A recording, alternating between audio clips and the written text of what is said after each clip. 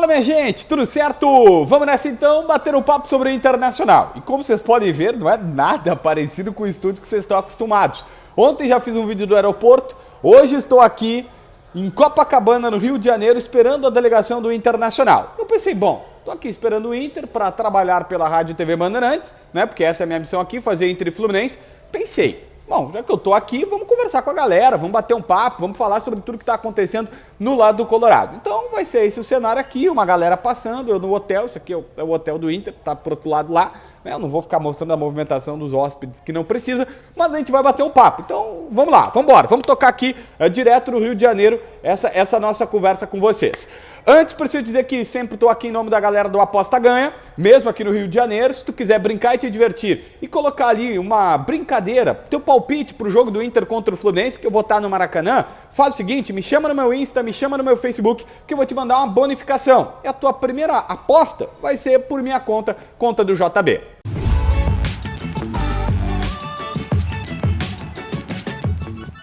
Gente, vamos lá. Primeira questão é Rocher. Sérgio Rocher está contratado, tá? Eu já ouvi aqui no bastidor algumas pessoas dizendo, não, a gente tem que falar sobre o Rocher, tem que te passar uma informação aqui, uma situação ali e tudo mais. Contratado, ele chega no começo da próxima semana em Porto Alegre. Parece que o Inter não queria nem que ele jogasse mais pelo Nacional para não se machucar, e é justo. O Inter paga $1 milhão pro Nacional, mais imposto e comissões por fora, é mais ou menos esse o valor para comprar o jogador e ele chegar definitivamente aqui. Ah, mas ele estava em final de contrato, até dezembro. E aí agora é o seguinte, qualquer time poderia assinar um pré-contrato e esperar até dezembro. O Inter, para antecipar, está pagando essa grana. Só que o Rocher se torna o 7º estrangeiro colorado, 7º jogador de fora. Aí tu vai ter o Rocher, o Bustos, o Mercado, o Nico Hernandes, zagueiro, tem mais quem? O próprio Ener Valencia, que vai estrear agora, o Charles Arangues, e falta um, eu estou esquecendo, Depena, o 7º. E a CBF só permite que se coloquem 7 jogadores na súmula. Bom, o Inter pode contratar mais jogadores estrangeiros? Pode, mas aí o Mano Menezes vai ter um problema até para a quantidade de jogadores que ele terá à disposição para colocar na súmula. No Brasileirão, Libertadores podem 20, no Brasileirão só podem 7. E aí eu não acho que o Inter vai contratar um outro jogador estrangeiro. Isso impacta diretamente na contratação do meia. Todo mundo sabe que a prioridade da direção, embora esteja contratando o Bruno Henrique volante e o Rocher goleiro, a prioridade da direção sempre foi um meia reserva para o Alan Patrick. Mas eu não posso me furtar de dizer para vocês aqui que tá vindo jogadores que colocaram o limite de estrangeiros no limite, né? Chegou no teto do limite estrangeiro 7, e agora, por exemplo, o Lanzini, que é no meio que a gente sabe que o Inter, o presidente Alessandro Barcelos, na entrevista que deu pro Meneghetti, confirmou que olhou, o Zalazar, que a gente sabe que olhou, e tem vários outros clubes e tal, também estava na lista. Olha, esses caras praticamente são descartados. É possível que o Inter busque um outro jogador, um outro meia no mercado, mas que seja um cara assim, brasileiro, para substituir o Alan Patrick quando ele não puder jogar. Então, chegamos no limite estrangeiro, não tem mais o que fazer, o Inter vai ter que procurar uma outra situação para suprir essa lacuna. Vamos lá, goleiro, ainda para falar do gol, John. O John não ficou nada feliz com toda a situação que aconteceu, tá? A única coisa que eu posso passar para vocês é que o staff do jogador começou a dizer assim, cara, vamos lá, o John tava super bem, tava jogando pra caramba e do nada, pum, vem o Rocher e vai ser titular. O Rocher vai ser titular, tá? O Inter trata ele como um cara de experiência, de Copa do Mundo, de hierarquia e tal. O John, não vou dizer que o Inter vai desprezá-lo, ele vai ficar aqui até dezembro pelo menos, mas o John queria pegar suas coisas e ir embora.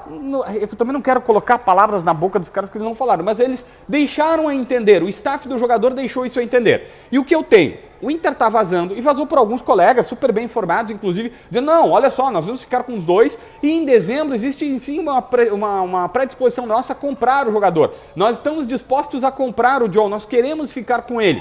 Só que, cara, me parece muito mais uma tentativa da direção de motivar o John, de não deixar o cara cair, porque senão ele vai ficar aqui até dezembro desmotivado do que qualquer outra coisa. É improvável que o Inter vá comprar o John mantendo o Rocher. E aí, tendo o Rocher, na verdade, né? Imagina tu vai pagar o que pagou pelo Rocher e ainda comprar mais o John mais ou menos pelo mesmo valor em dezembro. Vai ter dois grandes goleiros que um não vai aceitar ser reserva do outro. Aceitar sim, ninguém vai fazer rebelião no vestiário, mas não é o ideal e ninguém quer. Então, assim, me parece o Inter está vazando que, não, o John ainda segue nas minhas pretensões, em dezembro eu quero comprá-lo, muito mais por uma questão de mantê-lo motivado do que qualquer outra coisa. O cenário hoje, para mim, aponta o seguinte: o Kehler agora vai ter que procurar um clube para ir, nem que seja para jogar por empréstimo, como ele fez, para jogar pela Chape, como ele já fez, né? Tô só dando um cenário aqui.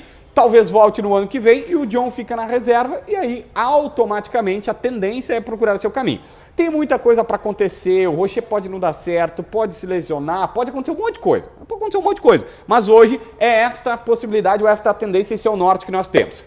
Paulo Vitor do Ceará. Lateral esquerdo, Paulo Vitor, comprado junto ao Botafogo lá atrás, 2021, por 6 milhões de reais, metade dele por 6 milhões de reais, não performou, não deu certo, foi pro Vasco, bateu e voltou, e o Vasco é o time da família dele, ele não conseguiu jogar, e agora tá de volta, mas ficou dias em Porto Alegre. Ele está no Ceará, foi emprestado pro Ceará. Parece que é um ano esse empréstimo, até a metade do ano que vem, de 2024.